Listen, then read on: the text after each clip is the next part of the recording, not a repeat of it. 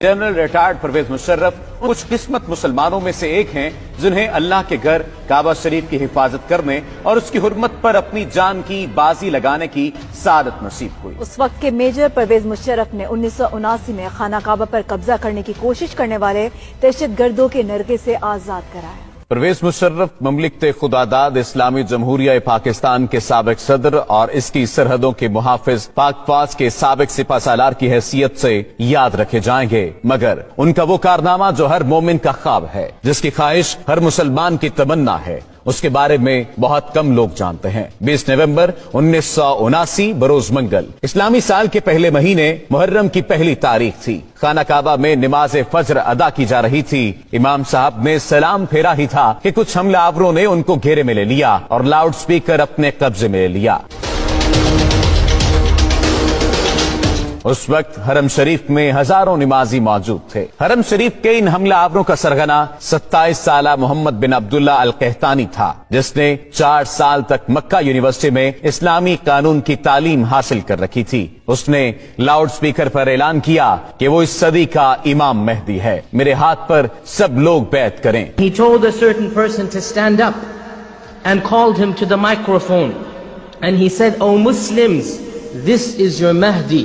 Give bay'ah to him." Mohammad बिन अब्दुल्ला अल कहतानी 500 साथियों समेत खाना काबा पर हमलावर हुआ था और हरम पाक में दाखिल होने के बाद तमाम दरवाजे बंद कर दिए। हजारों नमाजियों को यरगमाल बना लिया। इस गुमराहकुन टोले ने मकाम इब्राहिम अलैहिस्सलाम के करीब जाकर असलहे के जोर पर दहशत फैलाना शुरू कर दी। जबरदस्ती लोगों से बैत लेना शुरू कर दी। कई सदियों के बाद ये पहला मौका था जब खाना काबा आम इंसानों के लिए बंद कर दिया गया था। सऊदी हुकूमत ने इन हमलावरों से निपटने के लिए अपनी फौज भेजी, जो बुरी तरह नाकाम रही। सऊदी कमांडोज हरम पाक में दाखिल तक न हो सके थे। सऊदी फरमारवा शाह खालिद ने खाना काबा के दिफा के लिए पाकिस्तानी हुकूमत से राब्ता किया और कहा कि पाक फौज बैतुल्लाह का दिफा करेगी। SSG के कमांडोज पर मुश्तमिल एक खुसूसी दस्ता तरतीब दिया गया और उसे हरम पाक की पासबानी के लिए सऊदी अरब रवाना किया गया। SSG के इन कमांडोज की क़यादत एक मेजर को सौंपी गई। उसका नाम मेजर परवेज मुशर्रफ था।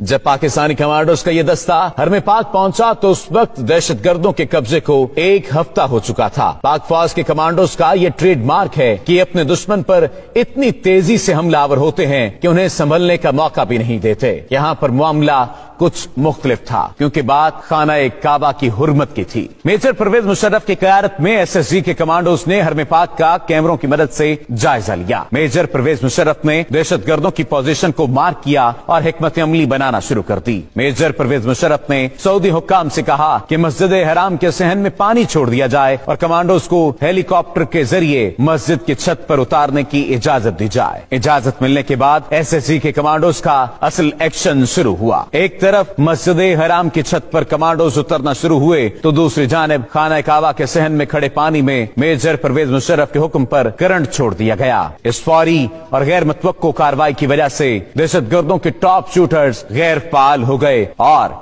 SSG के कमांडोज के स्नाइपर्स ने फजा से ही दहशतगर्दों को निशाना बनाना शुरू कर दिया। जो ही SSG कमांडोज की पोजीशन मजबूत हुई, सहन में छोड़ी गई बिजली बंद कर दी गई और कमांडोज बिजली की तेजी की तरह दहशतगर्दों पर झपटे, उन्हें काबू कर लिया। जिंदा बच जाने वाले हमलावरों को गिरफ्तार कर लिया गया। दहशतगर्दों का सरगना मोहम्मद बिन अब्दुल्ला अल कहतानी इसी ऑपरेशन के दौरान पाक फौज के कमांडोज की गोलियों का निशाना बन गया था। मेजर परवेज मुशर्रफ की जहानत और SSG कमांडोज की दलेरी की वजह से कम नुकसान हुआ और दहशतगर्दों के मजमूम अजायम को खाक में मिला दिया गया। ये वही मेजर परवेज मुशर्रफ था जो बाद में पाक फौज का सिपा सालार बना और पाकिस्तान के सदर का हुदा भी संभाला। इसी वजह से आज तक सऊदी हुकूमत परवेज मुशर्रफ की इज्जत व तौकीर करती है और उनके लिए खाना काबा का दरवाजा खोला जाता है। सऊदी हुकूमत समेत पूरी मुस्लिम उम्मा परवेज मुशर्रफ की शुजाअत और बहादुरी की गर्वेदा है।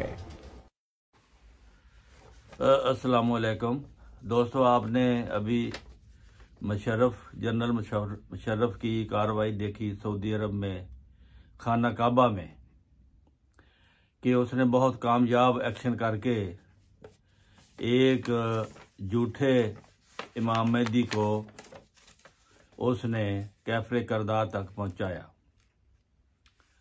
ये कहानी आपने पूरी सुनी है, लेकिन इसकी वजह क्या थी कि उसने इमाम मेहदी होने का दावा किया था। इत्तफाक से उसका नाम मोहम्मद बिन अब्दुल्ला था, वो भी अरबी नस्ल का था।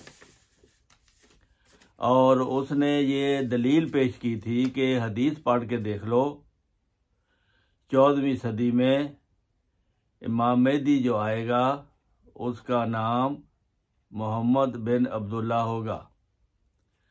ये हदीस के अल्फाज हैं, कोई इनकार नहीं कर सकता। लेकिन सऊदी अरब ने क्यों इनकार किया? पाकिस्तान की फौज ने क्यों इनकार किया? दुनिया ने क्यों इनकार किया? वो बात यह है कि जो हदीस या कुरान शरीफ है, इसकी तफसीर होती है, इसको समझना पड़ता है।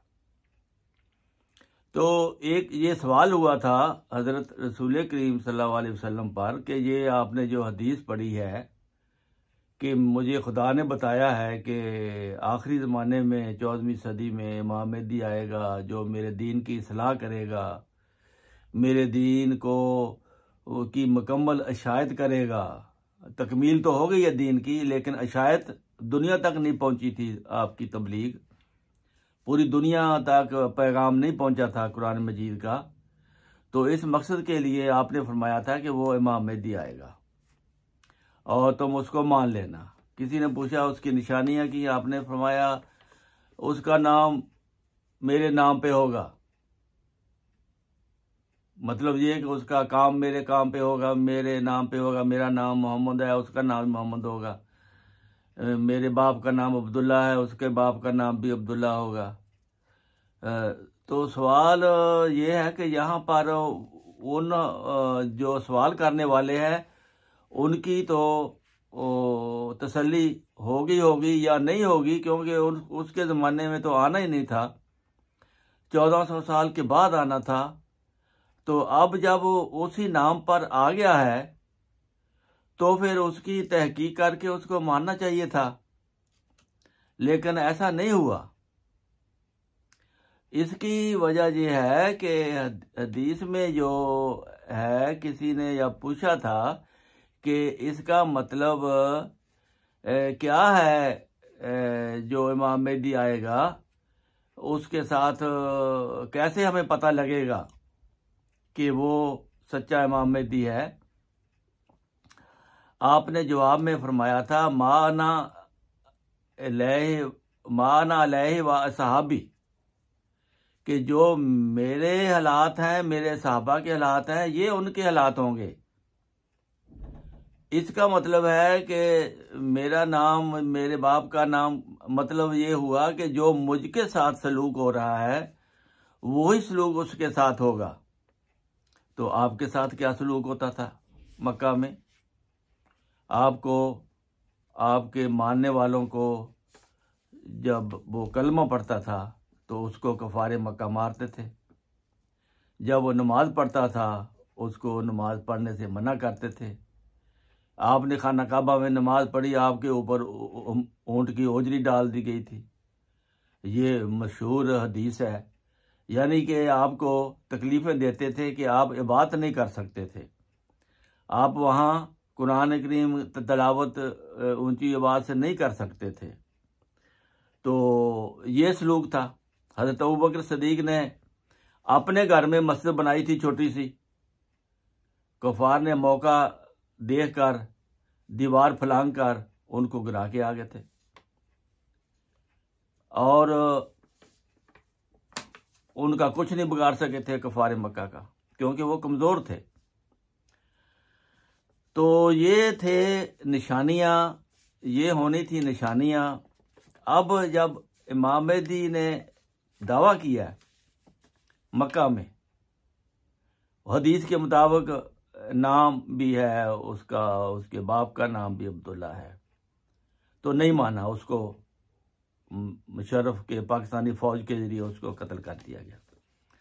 लेकिन इस ज़माने में एक इमाम मेहदी का दावा है, वो है हज़रत मिर्ज़ा गुलाम अहमद कादियानी का।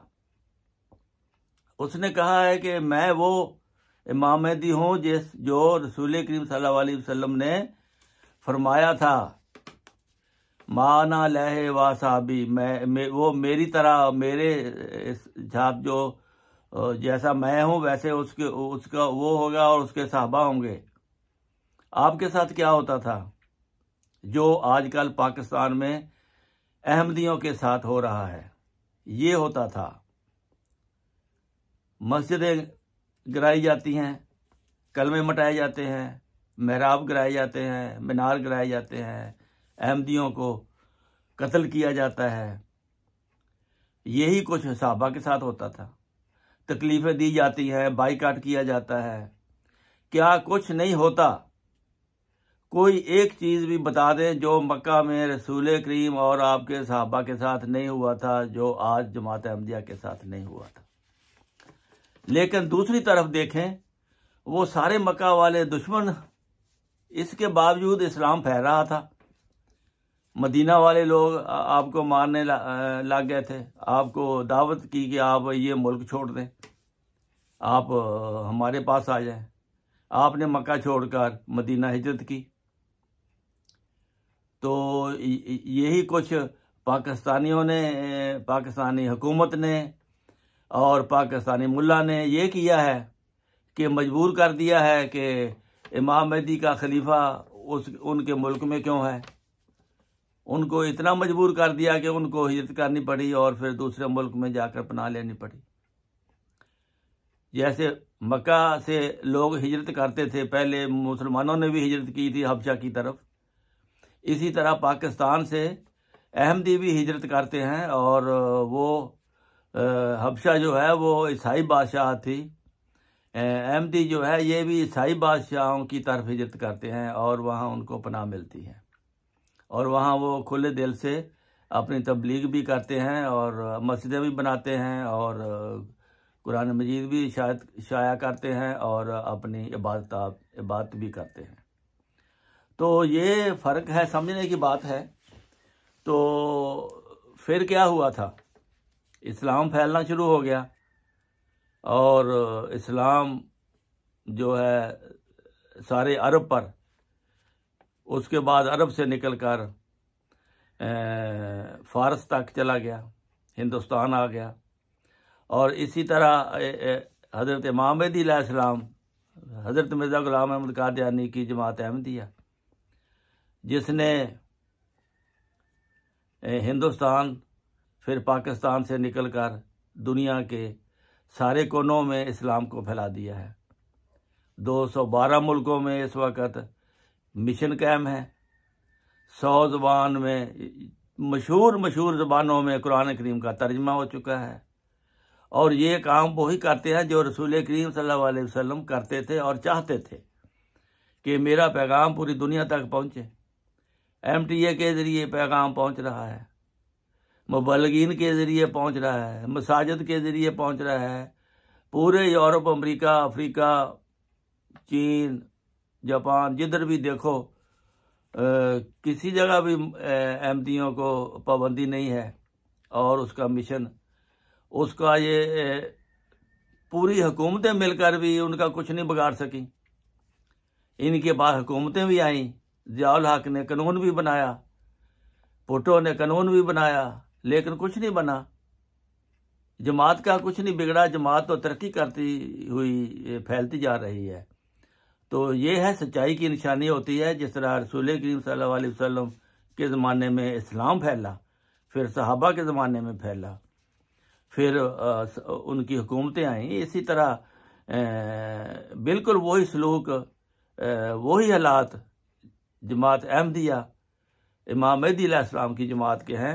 ये सोचने समझने की आपने ये भी फरमाया हुआ है हज़रत मिर्ज़ा ग़ुलाम अहमद कादियानी ने कि मैं देख रहा हूँ कि दुनिया में मुसीबत आ रही है, दुनिया में जंगें आ रही हैं, दुनिया में ज़लज़ले आ रहे हैं, फिर सिर्फ वही बचेगा जो सच्चा आशिक़ रसूल सल्लल्लाहु अलैहि वसल्लम होगा, जो उनको मानने वाला होगा। तो ये आपकी खिदमत में अर्ज़ करना था कि आज ऐसा ज़माना है कि इस पर गौर करना चाहिए कि हम किधर जा रहे हैं।